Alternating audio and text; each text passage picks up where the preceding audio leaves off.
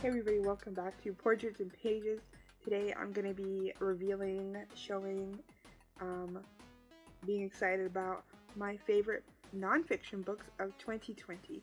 Now, I'm probably going to shoot my fiction ones out right after this, but I'm not positive yet because I still am in the middle of a few, whereas I don't foresee myself reading any more nonfiction for the next handful of days before the year ends. So I'm going to be giving my top 10 plus nonfiction books for the year. And for those, if you're like mix up fiction and nonfiction, nonfiction is books based off real life. Fiction is fake. Fake is kind of a harsh way to put it.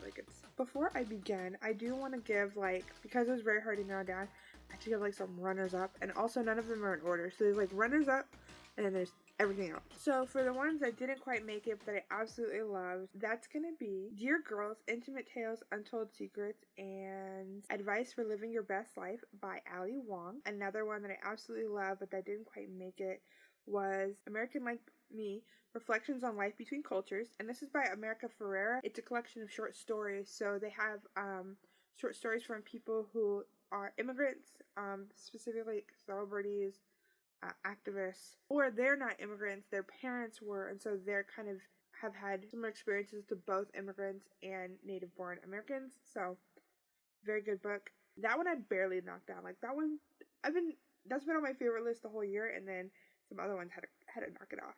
Another one that was a runner-up is You Never Forget Your First, a biography of George Washington. This is by Alexis Cole. Cole, C-O-E. I keep wanting to say Cole. This book, as it sounds like, is a biography of America's first president, George Washington. This book was very, very fascinating. Both from the perspective, I'm not talking about the rest, but I'll talk about this for a second. From the perspective of a Washington biography, which I never read before, as well as looking at the way that he is documented throughout time. So it doesn't just look at his life, it looks at him and the canon of him in terms of a nonfiction books. So, very fascinating, very fascinating. And my final runner-up was one I just talked about the other day, and that is The Lady from the Black Lagoon and the Lost Legacy of Millicent Patrick. And this is by, again, Mallory O'Meara. If you want, of that one, that's the only one where it's in another video. In my October to November wrap-up, I did talk more extensively about the book, and I loved it. Again, one that was right there on me, but as being one of my favorites. However, it didn't make it. So from here on out, I'm going to go into a little bit more detail and relate to you my favorite nonfiction books of the year. So, in no particular order, actually kind of particular, I'm going to start with the comic. Nope, that's not a comic. What the heck? I'm going to start from this book, From Scratch, A Memoir of Love, Sicily, and Finding Home. And this is by, I believe you pronounce her name, Tembi Luck, who is an actress. I did not know this until reading the book. I just saw the cover and was like, that's cute. And I think I had the Reese's Book Club stamp on it, and all the other ones that I've heard about the premise or people's reviews of it have been really good. So I decided to check this one out, and it was a memoir about her life and her relationship with her husband and her child and their family and Sicily, what it means to find love and to find home. Very, very good book. Did make me cry. I believe I was probably about to start my period, so that's why I bawled like a baby about 40% of the book. And I was just Googling pictures of her family because I had the audiobook and I didn't have the book, so I don't have pictures to reference. And she's citing these very particular moments that are available to find online. So it was just a very good book that I like a lot. The next nonfiction book on my list is going to be, again, no particular order. Actually, I should go in some sort of an order so I don't actually backtrack. I'll go in the order in which I believe I read them. Nope, that's not the order I read them. Oh, we actually got in the right order. So the next book is We Are Displaced by okay, I'm going to just say Malala because most people know who Malala is. It follows three young girls. Some are women, some are not. It was a very short book, so if you're looking for something from a refugee's perspective that is short but very poignant, this would be the book. And they're all, I believe, that's why I said girls or women. I believe they're all between 16 and early 20s. So it's through that perspective as well, and it is very good. I got caught up in filming this part and I actually didn't do an introduction. This is an African American and Latinx history of the United States by Dr. Paul Ortiz. And I was very excited to read this, not only to learn more about Black history, but Latinx history. And I was like, wow, they're together. And I knew there was some overlap, but I had no idea until reading this how much.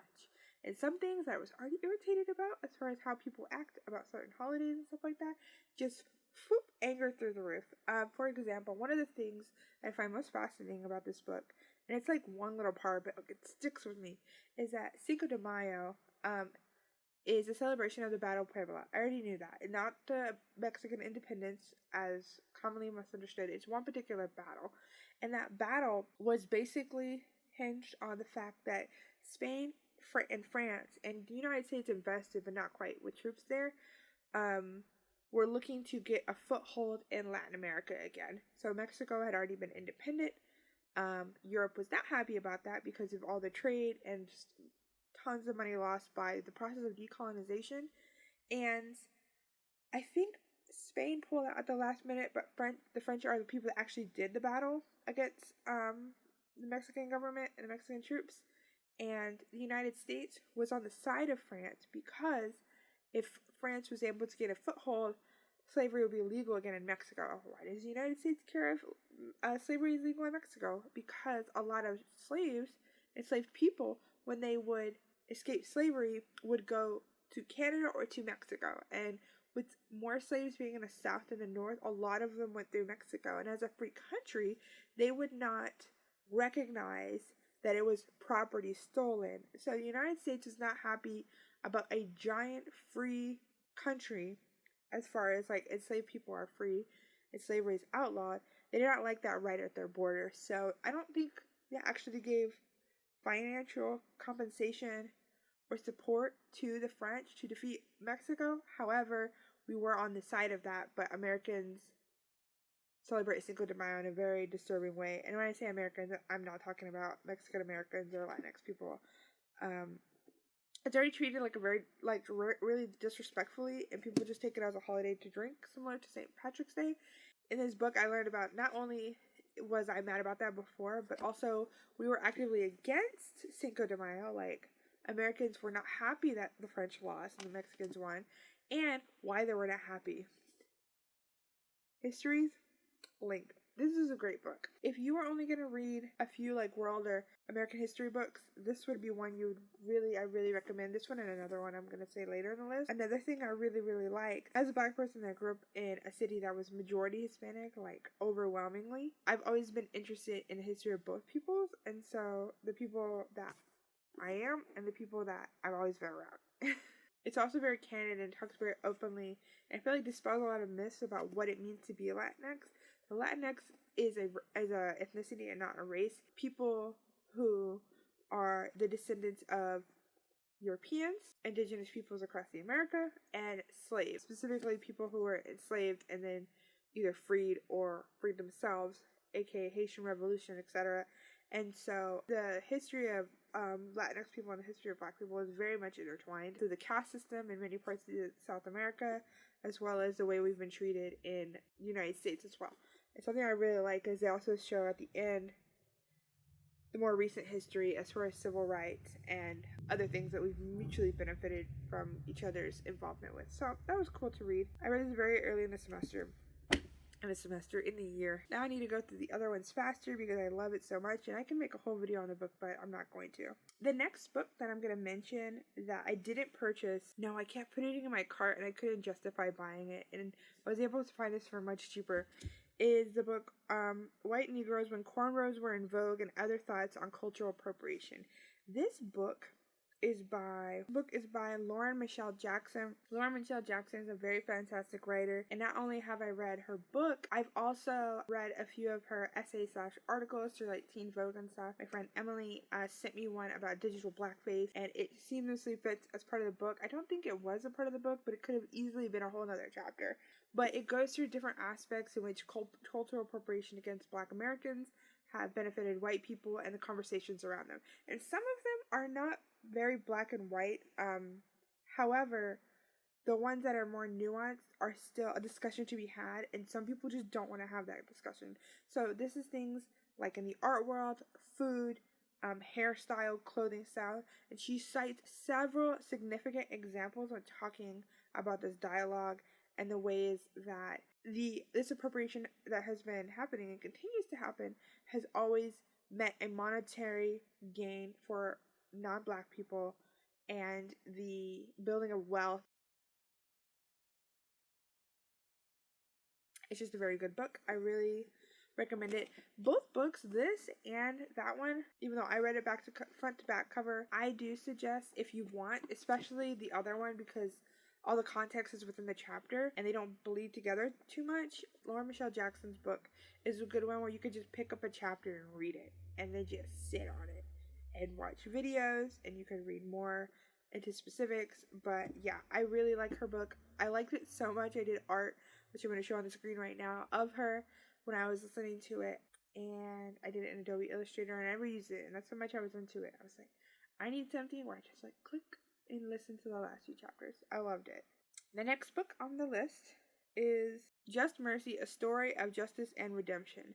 Now, this was a book, by Brian Stevenson. This was a book on my radar. However, during the pandemic, specifically when the Black Lives Matter stuff started to pick up momentum, Just Mercy was available to watch for free through a few streaming services, if not all of them. It had come out earlier this year. It had a short release schedule because of COVID. I think it came out in February, I believe. It stars Michael B. Jordan and Jamie Foxx. And I had been wanting to watch the movie, wasn't really pressed on it, but then when I found out it was going to be free, I was like, oh, I'm going to watch it, fine. And that one being about the criminal justice system, I was just like, it's going to be heavy. You know what? I'm going to read the book first, because I knew it was based off the book. Oh my gosh. I still haven't watched the movie yet. I'm pretty sure the movie, there's no way they can fit everything in there, and that'll be to the benefit of your soul, because it is a book that really bears down on you. I cannot read more than like a chapter or two at a time. A lot of times I will break up the chapters just so I can get stuff done, but like this one, I literally like was so sad at the end of every chapter. But despite me like making it sound like you shouldn't read it, it is a very useful book to read to learn about not only the criminal justice system and how it treats Black people, but also because if you are interested in a dialogue around the death penalty, which I believe this year has had more conversation about, seeing as President Trump, I think it's 10 people there was federal executions for. So it's picked up this year. When this book was written several years ago, it was at a point where we were slowing down. The opinions on the death penalty, because of several important cases, had kind of got on shaky ground. When I say this book is sad, like, it hits everything. It talks about children and the death penalty, just everybody who has been affected by it, and it's just a lot. It's just a very heavy book, and I don't think I cried, but I easily could have. I feel like because the pacing of the book was able to like, okay, let's reel back before you give up, was good. However, that started at the beginning of a chapter, and I had to decide at the end of the last chapter, I'm going to put this book down for a minute. Even if you've seen the movie, and this is me not even having seen the movie, I just know that the movie follows one particular story, which is the main story. It's his life as a prosecutor, as a defense attorney, as a lawyer. The main case that kind of follows throughout the book, but like sprinkled are these other stories. And the movie follows that main case, but the other stories provide more context, not only about the author and his life and how he is able to navigate this main case, but also it just gives you a wider breadth of understanding about the injustices involving the law. That's all. So the next book is another kind of heavy one, but it's a graphic novel. Woo! I don't think I've said one yet. I think it's one of 2 graphic novels that were my favorite nonfiction books this year, and that is March Book 2 by John Lewis and Nate Powell. John Lewis was a civil rights leader, as well as a U.S. House of Representative member that passed away earlier this year. I believe it was during the summer. And I had been wanting to read his books, or his graphic novel series, it's a trilogy, March, for a few years now. And I say for a few years, like for 2 years. As soon as I saw it, I'm like, I'm down, but I just never did it. I tried the first one, and I just could not get past like 7 pages in. Turns out, like, 2 pages later, it picks up immensely. I loved it. I specifically said book 2, even though I would put the whole series, since it's so short. Well, it's like 500 or 600 pages. But for graphic novels, that's a series. That's pretty short. Because book 2 was the most well-paced to me, and it's hard to set books for pacing when you're doing a historical sort of memoir. However, that book did the best. I think the third book was too long, and the first one was kind of short. But the second one was like perfect. Okay, and that's March book 2. I absolutely loved it. This was one as well that once I read it, it just sat on my list of nonfiction books. Or actually, I made a separate list and I combined them for this video. It sat on my list of favorite graphic novels of this year.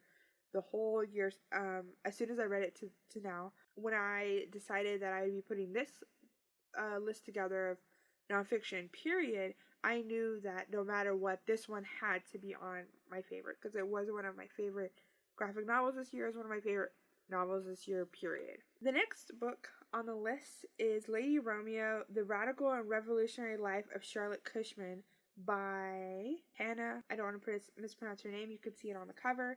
This book was kind of a gamble. I was looking for something kind of short. I think the book was like 4 or 6 hours. And something as a palate cleanser, because I think I had just read Just Mercy and a few other things, and I was like, I need something just whatever. And it was pitched as America's First Celebrity, and I was like, that's really interesting, because I've been learning more and more about celebrity culture and how that's changed over time, and stan culture, and this, as we move to a more secular place, the way people have found, this is going to sound really this is all a little dramatic, hear me out. The way people have changed their worship from spiritual religion to just worshiping different things in different ways. And one of those is, in a lot of people's opinion, is celebrity.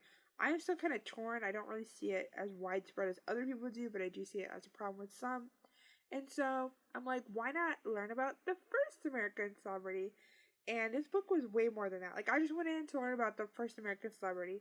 I did not think I would be getting LGBT history, feminist history, theater history, American art in general history. And art, I mean like something that is distinctly American. We had been, and then it talks about this in the novel, after the Revolutionary War, up until this time period, and then really the 20th century in the 1900s, we had not really had an American cultural arts scene.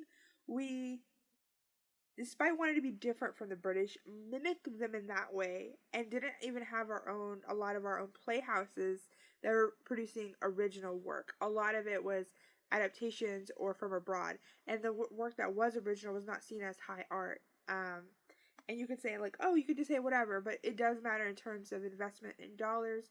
So this was a problem, and she was one of the people that helped set the art scene. It's another thing. It's American history because of her involvement with the Lincolns. What's that man that shot the Lincolns? The Booth family, John Wilkes Booth.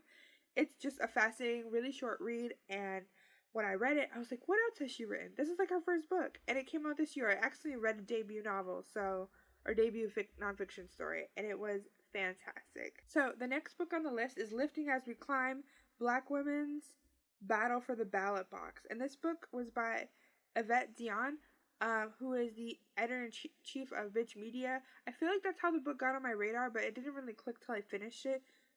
Who wrote this book and the more context about it, which made me love it even more and made me understand why the book was so good. This book is, I found out after the fact, intended for late middle school, early high school. And in that way, I'm not saying like don't read it. I'm saying as it's a very accessible read. So if you don't normally read nonfiction, but you do want to learn about the history of voting rights, women's history, black women's history, this is the book to read. It follows the different leaders and the different 2 steps forward, 3 steps back in the right for black women and different people to vote. You see the movement have to pivot for abolition and the rifts that caused between white women who were against that altogether and white women who were mad that they didn't become the first priority right after Black men and black women became free, so, in the United States, so I read it during an election year, which was extra good and infuriating at the same time to see tactics continue for voter suppression. I really recommend this book. I believe it's kind of short, and it's a very accessible read. The final non-fiction graphic novel that made this list is gonna be They Call This Enemy by George Takei. And similar to March by John Lewis, this one is a memoir book and was written with other people, but it's them, majority of their words, it's their story. So that's who I'm crediting right now as the author. George Takei, of course, is known from his role in Star Trek and several other things since. Very popular on social media, by the way. It tells the story of his time at internment camps, which technically should be called concentration camps, because that's what they were called at that time, but now we call them internment camps. And this is the time during World War II in which America's paranoia from the Pearl Harbor attack, in which the Japanese bombed the military base in Hawaii, Pearl Harbor. There was an executive order signed, and almost nobody batted an eyelash, in which Japanese or Asian families, some were just Asian or Asian looking, were rounded up and sent into it was mostly the East Coast, like California, rounded up and sent to camps to live and go to school and to work in, away from society, across different states. So I believe the most easternmost state was like Arkansas, and that might have been where George Takei's story was at. But that's the gist of what internment camps are, and it's important that you know that going in, even though you can go in with no information. And it tells the story both from his perspective as a child, which was very similar to like Life is Beautiful, if you've ever seen the Holocaust movie, one of the few I can actually rewatch, and the innocence while they're going through this situation, and the just obliviousness of what's going on. And it's very sad, it's very touching. For example, he sees the fences, and some kids are like, he's like, oh, why are they there? And some kids are like, they're to keep out dinosaurs. And he's like, oh my gosh, that makes sense, because we're in the middle of nowhere, because he grew up in a city, and now he's a central part of the United States, and that's how he sees it, because no one else is going to tell him that those guards up there in the tower are not there to keep dinosaurs out, but to keep them in, as they were not seen as full Americans. And these people that they rounded up, not that it makes a difference, but they were not people that had recently immigrated. They were not people who were not full U.S. citizens yet. They were people of Japanese or East Asian heritage, period. And so the graphic novel follows his time there, as well as the before and after. Most of it's the after. So the ways in which the United States tried to reckon with that past, the reparations that were paid to Asian families, as most of them lost not just money because they were forced to sell or had their homes taken at that time, but also in the sense of lost income for those several years that they were in those internment camps. My last one, I'm going to make my second to last because I don't want to leave on a bad note, and that is Sisters in Hate, American Women and on the Front Lines of White Nationalism, and this is by Seward Darby, I believe. This book had me saying a lot of curse words and exclamations of disgust while I was listening to the audiobook. It is about the women of white nationalism. It follows 3 women. One of them is out and is now converted to Islam, and 2 are in. One's like kind of on shaky ground, and one's like in it still to win it. And by win it, she means a race war. And this book is to focus on white women specifically, because when we think of white nationalism, we think of fascism, we think of white men. And despite, obviously, that being a majority of the leaders, it could not happen. Their agenda could not be successful without the help and active support of white women. And not just like, getting supporters and stuff, but like if you're wanting to have a white ethno-state, somebody's got to make your babies. So they also talk a lot about patriarchy and such within that movement and within the greater U.S. that is allowed to reinforce and keep that movement alive. And it's a very fascinating book to just make you just more terrified. This book is contemporary, though it does talk a little bit about the German women during World War II, and it does talk a little bit about the 60s and 70s, a little bit of Phyllis Schlafly. She's not necessarily a white nationalist, but she would agree on them with most things, and we'll leave it at that. So despite it having some historical references and context and like little divots, a majority of it is about the contemporary white nationalist movement of the last 10 years. The internet is very important in this book, and that's where we're going to end that very sad, but not sad, infuriating book. Now, my final book on the list, and again, these were not in order, I just did not want to end on that one. A Queer History of the United States by Michael Bronski. Now, similar to this book, the only one that I own on this list, but I'm going to purchase them all. This book tells the perspective of queer people in history, and it tells American history, that revisioning American history series through the perspective of LGBTQ plus people. And this book is so fascinating, not just on a historical level, but on a cultural norms level, because like everybody has a gender. But sorry, I'm playing with my hair so much because it's so long and broken. And it goes through these different moments in American history in which the concept of gender has been pushed and pulled. People only think of like, oh, today people wear pink hair and man's a woman, a woman's a man. Stop it, okay? This play with gender has always existed. It's always existed in American history, despite our belief that we were very holy and then have degenerated. And I'm just using their words. Do not mind. One of the most interesting parts of the book to me was the beginning and the end. One, in the beginning, they had to set ground rules, and by ground rules, it's because when we talk about gender and sexual orientation in any context, each time period, each person is going to have their own language. So Mr. Brodsky had to set, like, this is what we're going to say when we mean this, but it could mean this. Just don't think like if he says the word gay, if he says the word trans, these are probably not the words they use, so we're going to have to use that. And it also acted as a trigger warning because obviously there's certain words that were used even in the 80s, the 90s, and early 2000s that are not okay by today's standards. And so he wanted to make sure whatever time you're reading the book, you understand why we're using certain words. And we just have to have a foundation so we're all on the same page because we're talking about a lot of complicated stuff. So, page 1. Another fascinating part, other than all the parts in the middle of the book, was the end and the way he made the case that our society's advancement for LGBTQ plus people has, and honestly, even other communities, and when I say other, like, I understand that there are people of color that are LGBTQ plus, but we're going to separate them for this context. Every community, especially those on the gender variant spectrum, sexual orientation, wherever you lie on it, your acceptance has always hinged on how conservative your ideas are. Like, you're not saying accept me for who I am.